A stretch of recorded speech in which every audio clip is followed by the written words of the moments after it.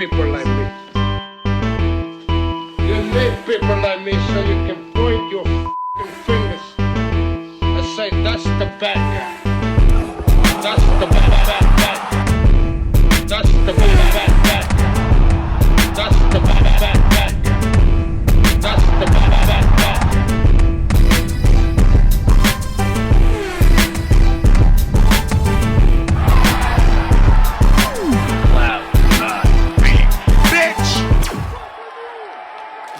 To the mother relay, we're covering today's top boxing news.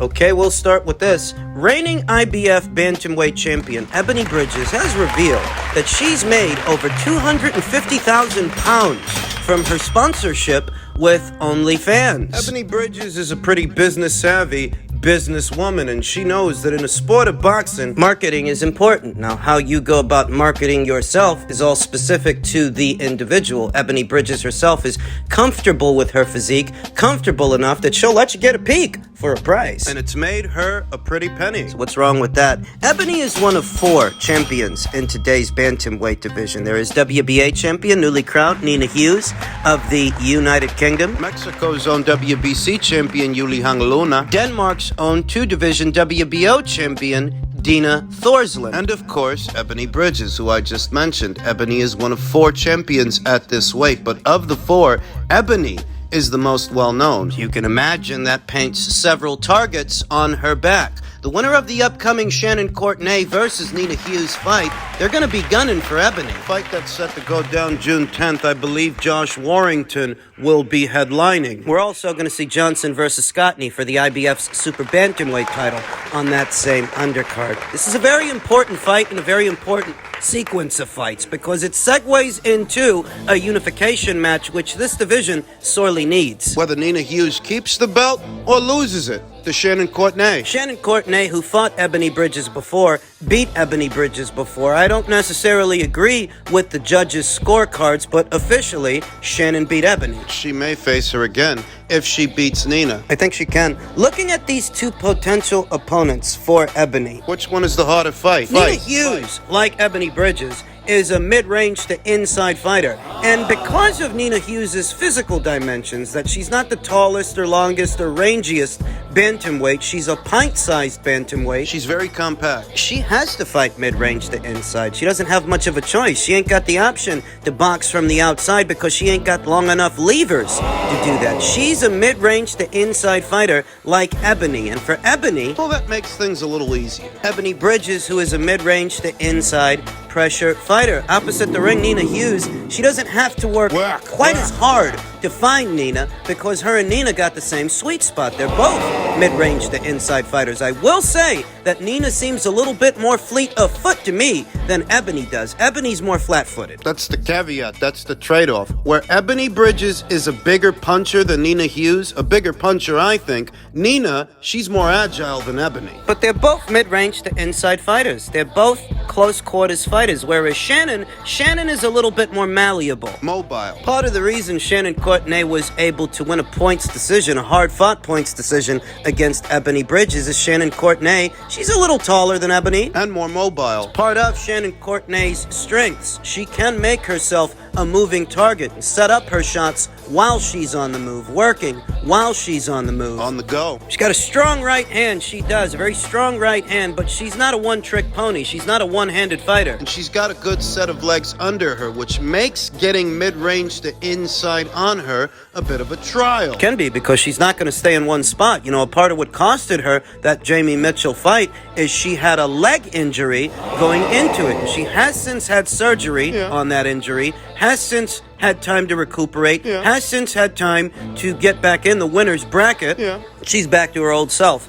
I happen to think the Shannon Courtenay fight is the more difficult fight for Ebony Bridges because Shannon Courtenay, unlike Nina Hughes, She's fought Ebony already. She has those experiences to draw from. That mental edge. Stylistically, Shannon Courtenay presents a more difficult style matchup for Ebony than Nina Hughes would. With Nina Hughes, it'd be a very entertaining fight, make no mistake. It'd be an action fight between Nina and Ebony, but Ebony wouldn't have to work as hard to find Nina. With Nina, it's a question of who's the bigger, badder, and better mid-range to inside fighter, whereas with Shannon, Some effort has to go into just getting within striking distance of Shannon. she's not going to stand in one spot. Not with two good legs under her. I happen to think that Shannon Courtenay, between Shannon and Nina, Shannon represents the more difficult fight, the more difficult stylistic matchup for Ebony, and she's going to end up facing one of these fighters. Before this year is out. I figure in June, we're going to see Hughes versus Courtenay for the WBA title. Maybe sometime later on in the summer, we see Ebony Bridges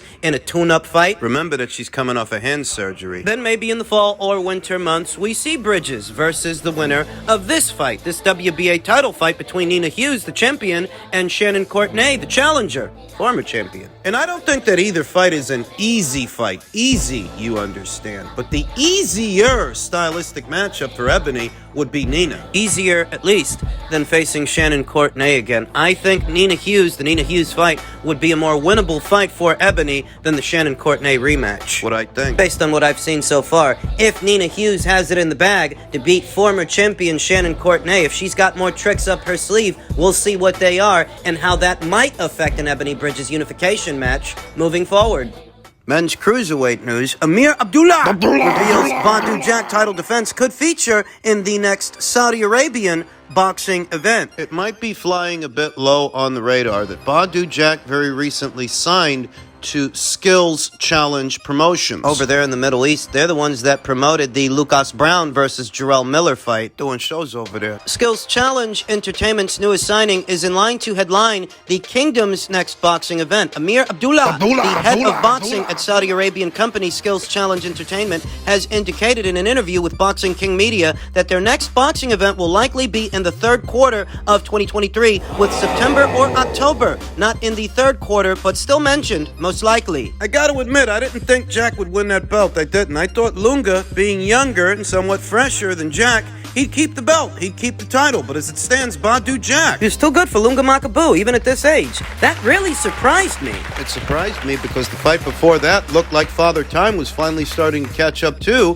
Badu Jack. Abdullah has revealed that they were planning a Makabu rematch, but Jack was ordered to face his mandatory challenger, Germany's own Noel Gevor. So that fight could materialize next. Abdullah, however, said there were no concrete plans in place yet for that bout, and other fights could instead take place next for Jack. We're going to sit and see what makes the most sense for everybody. It might make sense that there's other fights that we can take that are bigger and a little bit more significant in that division. Noel Gevor, you might be familiar with that name. That's the same Noel Gevor that gave Mayris Bridges a hard time in the World Boxing Super Series way back when, in 2018. The Skills Challenge had hints that although the mandatory has been called, it isn't necessarily the next fight for Badu Jack, and unifications in the division are also possible. I remember Noel Gevor. I remember he's a stubborn guy, a stubborn customer. Gave Mayris Bridges a hard time 5 years ago. 5 years ago in the World Boxing Super Series, but that was 5 years ago. Since then, Noel Gevor has only fought 3 times in the last 5 years. Yeesh. He's on a 3-fight winning streak. He is a 3-fight winning streak, but that's 3 fights spread out over the course of 5 years. Yeesh. The Badu Jack people don't seem too interested in taking him on. Chris Billum Smith will challenge WBO champion Lawrence Okolie at the 11,000 Vitality Stadium in Bournemouth on Saturday, 27th of May, live on Sky Sports. WBA champion Arsene Goulamarian is yet to finalize his plans, but could await the winner of Okolie versus Billum Smith and would alternatively be available to face Jack in September or October in a unification bout. Arsene Goulamarian, he's not with a major promotional outfit, you understand. This division's WBA champion. He snapped back a rather long stint of inactivity, and he has seen action in the last 12 months. So facing an aging champion like a Badu Jack would be ideal. Yeah, you could argue that the Badu Jack fight for Arsene Goulamarian is a more winnable fight than a fight with the winner of Okoli versus Smith. There is also Australia's J.O. Pataya, who is the IBF champion. He's expected to defend his title against mandatory challenger Matthias Masternak with a date to be determined.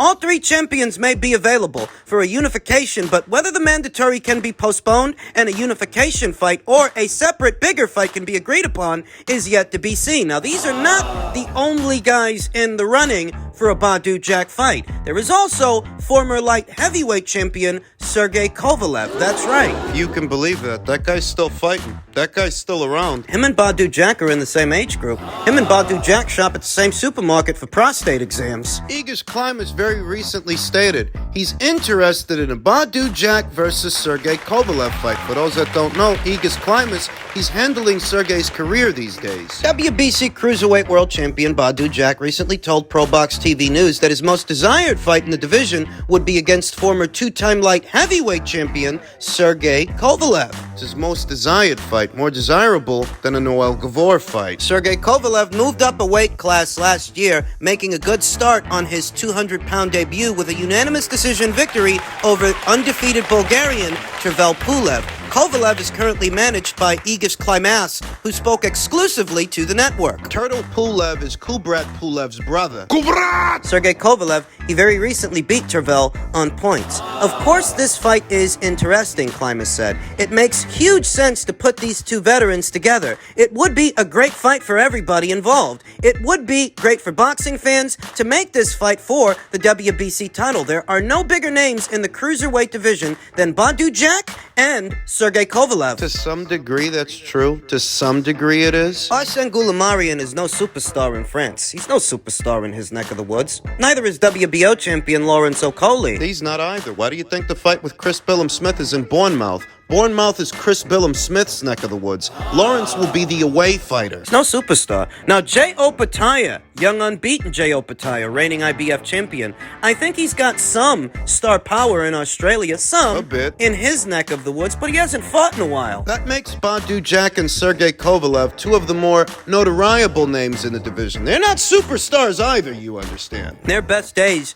aren't behind them, but they really are two of the more familiar faces in today's cruiserweight division. The WBC recently ordered Jack to face his mandatory challenger, Noel Gevor. However, Jack's promoters Skill Challenge Entertainment. They have stated that it is not set in stone and they are keeping options open for their latest signing. Kovalev had been ordered to face Tabiso Michunu, Who fought former WBC Cruiserweight champion Lunga Makabu 2 times. Lost 2 times, controversially. Kovalev had been ordered to face Tabiso Michunu in a final eliminator for the WBC title in January, but that fight has not been made. Kovalev is now no longer ranked with the governing body. Jack and his team had also been open to facing former champion Lunga Makabu in a rematch. What we can expect is for Badu Jack to return to action this September or October in Saudi under his new promotional outfit in what is likely to be the first defense of his world title. And Sergey Kovalev, he is at least the more familiar face than a Noel Gevor. Do you think the WBC would allow these guys to wriggle out of that Gevor fight to face Sergey? I do.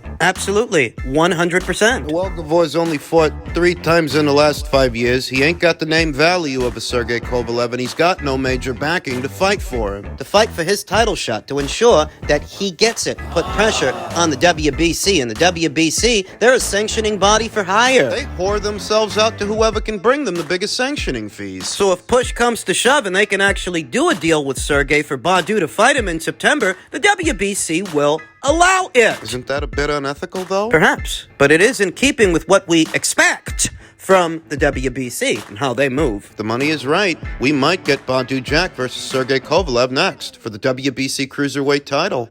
And finally, in reference to this past weekend's mega match, boxing insider Rick Glaser is saying in so many words, don't believe the hype. These million pay-per-view buys for Davis versus Garcia are just social media rumors that have no substance. It was tracking at 600,000 buys late Friday. Showtime boxing head honcho Stefan Espinoza told several at ringside Showtime and DAZN were collectively hoping for 800,000. Those are the facts. I'll have the real pay-per-view buy number by Friday. Enjoy your Wednesday. It was Ade Oladipo of DAZN who speculated. Based on what he's hearing, it looks like the pay-per-view did in excess of $1 million, whereas Rick is saying hold your horses. The pay-per-view was only tracking at 600,000 on Friday, but if it was in fact tracking at 600,000 the day before the fight, isn't it possible the night of more people bought it? Enough that maybe that got it over the hump. Yeah. Maybe it did $1 million. Why does it matter? Because there are people out there that want me and you to believe that Gervonta Davis has become, in effect, the face of boxing. The face of boxing based on last weekend's fight. But last weekend's fight, in that fight, he had Ryan Garcia to help him sell it. So as you can imagine, what the fight actually did, it's relevant to that conversation, if you want to have it. And because Gervonta Davis has been on pay-per-view 5 times already, not including this past weekend's pay-per-view, and because none of those 5 pay-per-views put up the numbers that this pay-per-view is estimated to have put up,